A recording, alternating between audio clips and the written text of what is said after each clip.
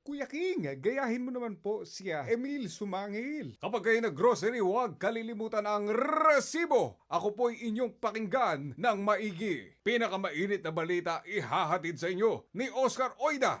Oscar Oida nagbabalita. Balik sa iyo, Emil. Ayaw ko na sa Bombay dahil wala silang resibo. Ayoko na sa 5-6. Ang gusto ko 6-7. Hindi po natutulog ang balita, pero natutulog kami tuwing 6 or 7. Sa inyong mga telebisyon, ikinwento ng mga marites ang kanilang asawa na mahilig sumigaw. Hanggang ngayon ay pinaghahanap pa rin at tinawag silang The Missing Bungangeros. Kung ikaw ay makalilimutin, huwag kalimutan kung saan mo na ipatong ang resibo. Idilat natin ang ating mga mata. Huwag na po tayong magkurap. Game na game po tayo sa comedy, sa romance, o kahit pagiging action man. Kung meron po kayo request, I'll try.